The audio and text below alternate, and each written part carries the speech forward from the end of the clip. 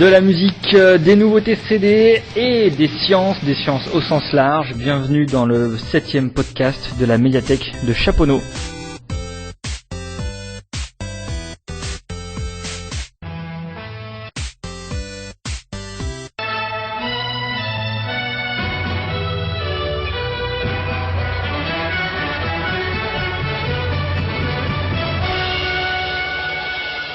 Voilà, bienvenue sur l'émission, le podcast, la 7e émission de la médiathèque de Chaponneau.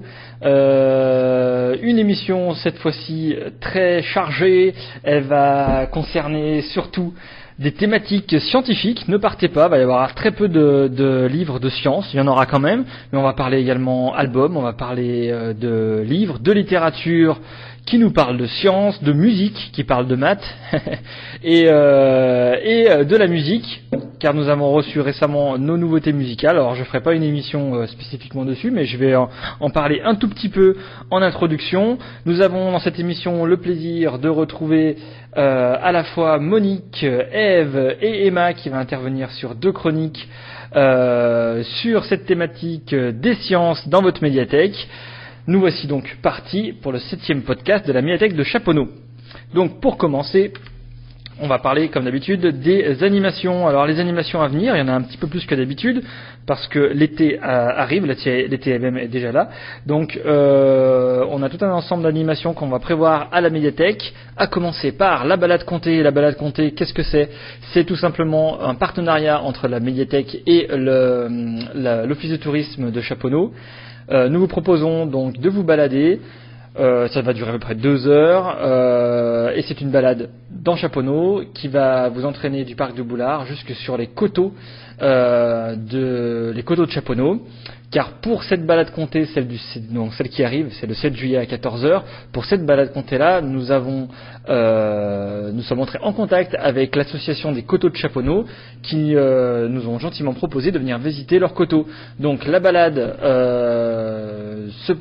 va démarrer ici à la médiathèque à 14h. C'est entrecoupé de contes, donc une conteuse viendra se promener avec vous, vous arrêtera et vous proposera des contes. Vous aurez également droit aux explications du guide de l'office de tourisme. Et voilà, tout un ingrédient pour un mardi. C'est un mardi, alors attention, mardi 7 juillet à 14h. Vous aurez tous les ingrédients pour une super balade. Voilà, c'est la balade comptée du 7 juillet à 14h. Vous aurez également 2 ciné-goûtés, donc un le 8 juillet à 16h, ciné-goûté, vous savez, c'est les projections surprises. Venez vous renseigner à la médiathèque pour connaître le nom du film qui sera présenté. Le 8 juillet, ce sera plutôt pour les plus petits, de 2 à 6 ans. Le ciné-goûté du 15 juillet à 15h, cette fois-ci, ce sera pour plus grands, de 6 ans et plus. En général, c'est plutôt des films familiaux.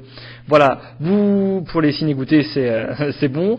Vous aurez également Oreilles en éventail, c'est nos siestes littéraires. Donc une sieste littéraire tout public, enfant tout public, sur les contes des mille et une nuits. Ce sera le 9 juillet à 14h à la médiathèque. Vous aurez également une autre session des oreilles en éventail, la sieste littéraire, cette fois-ci plutôt ado-adulte, sur les saisons. Ça se passe le 21 juillet à 14h.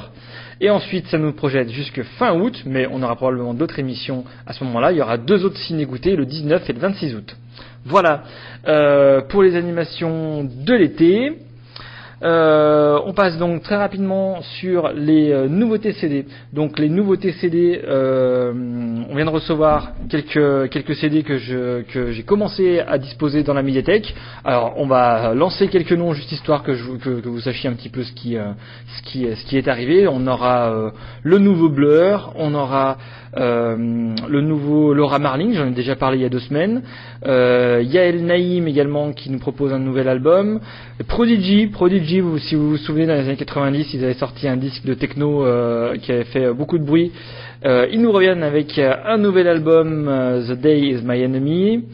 Et on aura également Sia. Sia, c'est une chanteuse australienne.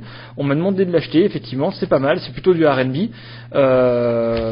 Voilà, pour tout ce qui est musique internationale. On a eu, mais ça je vous en ai déjà parlé 2 fois, donc bon, le dernier Face No More, donc groupe de hard rock, on va dire, pour le dire rapidement, qui a sorti son nouvel opus, qui n'en avait pas écrit depuis 18 ans.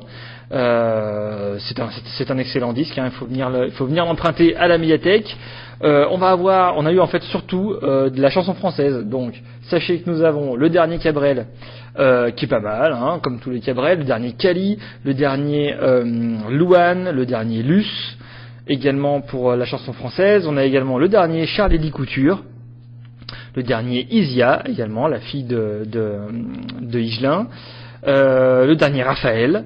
Voilà pour les sorties importantes en chanson française. À noter aussi, on a acheté le premier album de Joey Badass, c'est une des révélations hip-hop de l'année. Le disque est excellent. Venez l'écouter à la médiathèque. Voilà, je crois que je suis passé assez rapidement sur les nouveautés CD. Il n'y a pas besoin vraiment d'en dire plus. On en reparlera et on en écoutera à l'occasion dans les émissions. Voilà, je laisse la parole à Ève qui va nous parler de littérature, mais de littérature et de science. Ève, je te laisse la parole. Savez-vous qui a découvert le bacille de la peste en 1894 à Hong Kong ? En fait, il s'agit d'Alexandre Yersin. C'était un membre éminent de l'Institut Pasteur qui avait été créé en 1887. Et ce type a toujours été contre les protocoles, les gens, le parisianisme, les gens qui s'autocongratulent. En fait, c'était un voyageur, un poète, c'était un botaniste, un ethnologue. En fait, c'était un homme de génie. Il était passionné d'aviation, passionné de mécanique, d'agronomie, de médecine. C'était un touche-à-tout, en fait. Et Patrick Deville nous raconte dans son bouquin Peste et choléra, en fait, l'histoire de ce héros inconnu, mais surdoué, qui était un grand explorateur et à qui on a découvert l'une des plus grandes découvertes du siècle. Et je vais vous lire un petit extrait pour vous mettre un petit peu dans l'ambiance. Pasteur fut le premier, enfilant un peu partout des thermomètres dans des cloaques et des anus, à constater que les températures élevées de certains oiseaux interdisent au virus de s'y développer. On inocule le charbon du mouton à une poule, elle s'en fout et il rigole, ça la chatouille. On la plonge dans une baignoire d'eau froide, elle fait moins la maline et meurt de charbon. Si la poule mouillée est sortie à temps, elle est atteinte de la maladie, mais se guérit toute seule. Elle bat des ailes pour se réchauffer en insultant le laborantin. Yersin, lui, s'attaque aux pigeons. À chaque étape, le roulement de caisse claire et le coup de cymbale Charleston de l'orchestre. Yersin immunise la souris. Yersin immunise le cobaye. Yersin immunise le lapin. Yersin immunise le cheval. Yersin n'a pas d'éléphant sous la main. Une claque sur la croupe du cheval, rangez-moi ça. Il sort un stylo, dévisse le capuchon, rédige avec calmette un topo pour les annales de l'Institut Pasteur.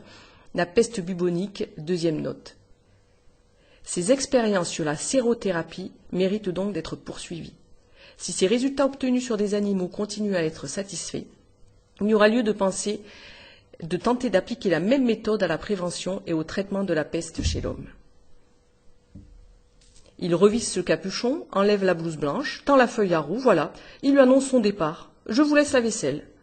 Le vaccin contre la peste est présenté par Roux au vieux Pasteur en redingote noire et nœud papillon, déjà impotent, et les 2 hommes, levant les yeux du microscope, savent qu'ils ont eu raison. Que si Yersin leur demandait une lettre de recommandation pour construire une fusée lunaire, il lui emprunterait son stylo et dévisserait le capuchon. Alors une fois n'est pas coutume, je vais vous parler de musique.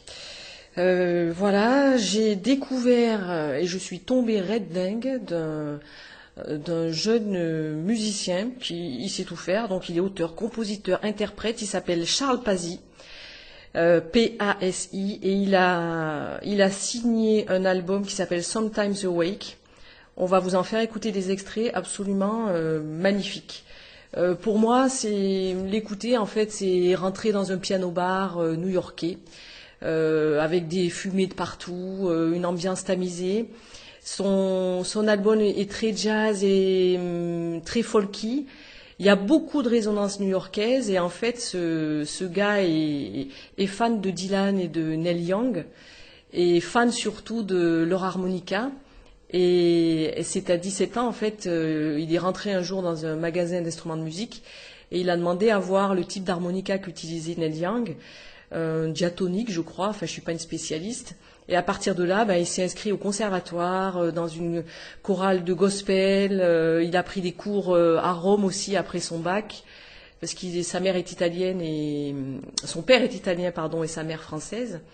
Et en fait, voilà, c'est un homme complètement bigarré, bourré de talent, et dont les morceaux comme A Man I Know ou Nona, le dernier, sont vraiment à tomber par terre.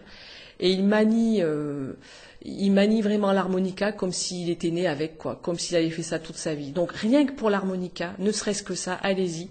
En tout cas, c'est un type qui a plein d'influences, donc gospel, beaucoup d'influences américaines des années 70, beaucoup de musique classique aussi.